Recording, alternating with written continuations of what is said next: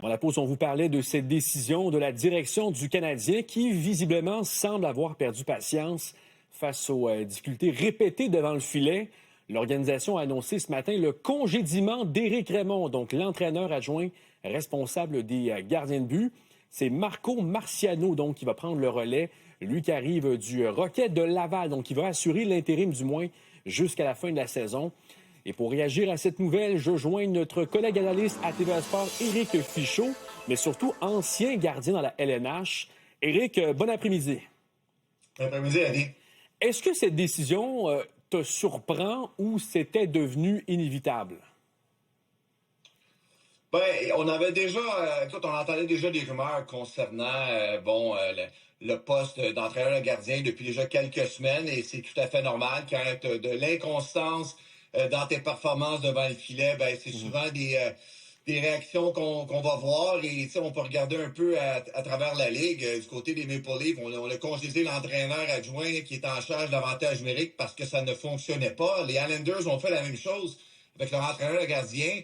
On a fait un changement et ça a vraiment aidé. Quand j'écoute les commentaires de Jeff Gorton qui parle qu'il y avait vraiment besoin d'un changement de message, mais c'est souvent ce qu'on va dire, que ce soit un entraîneur-chef ou un entraîneur de gardien, ça reste que le timing est un peu bizarre, malgré que la pause olympique fait en sorte que ça donnerait peut-être du temps à Marco Marciano pour travailler avec ces deux gardiens de but durant ces 3 semaines-là. Éric, tu as été toi-même gardien dans la LNH. Qu'est-ce qui fait, selon toi, un bon entraîneur de gardien aujourd'hui? Premièrement, c'est une position qui est extrêmement importante. Je pense qu'on sous-évalue l'importance qu'un entraîneur de gardien peut avoir dans une équipe de hockey, parce que non seulement l'entraîneur de gardien va passer beaucoup de temps avec ses gardiens au niveau technique sur la glace, ça devient aussi ton confident. C'est quasiment un psychologue jusqu'à un certain point. Il passe à travers les moments difficiles ou les bons moments avec toi.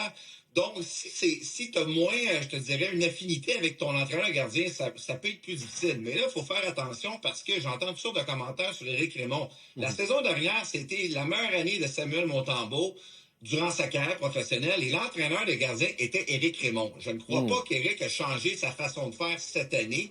Pour différentes raisons que je ne peux t'expliquer, c'est plus difficile pour Samuel. Ceci étant dit, Marco Marciano, c'est pas un nouveau, là. C'est un gars qui fait longtemps qu'il est dans le métier. Il est avec l'organisation depuis 2013. Il connaît exactement la direction que le Canadien veut prendre.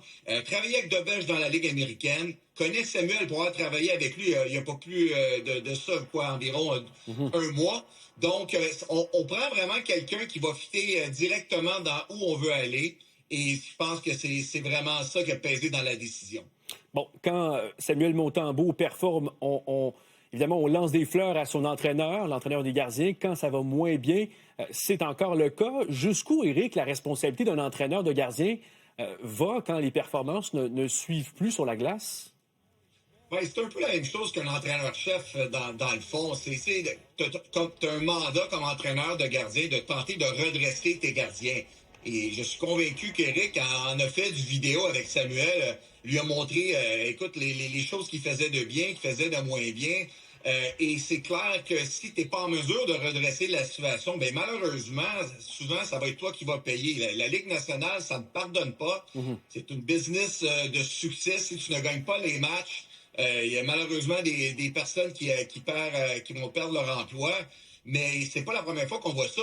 On a juste à reculer quand Stéphane White avait été congédié en plein milieu d'un match, au moment où Carey Price était le gardien de but. Il avait été son entraîneur gardien pendant plusieurs années, travaillait avec un des meilleurs gardiens de l'histoire du Canadien, et ça lui a pas empêché de perdre son emploi. Donc, c'est pas toujours évident. C'est un poste qui est difficile à faire, mais écoute, peut-être que le nouveau message de Marco aidera les deux gardiens, qui sait. En tout cas, je le souhaite fortement. En 30 secondes, rapidement, Éric, si les performances du tricolore ne se redressent pas d'ici la fin de la saison, est-ce qu'on va devoir regarder ailleurs pour les gardiens?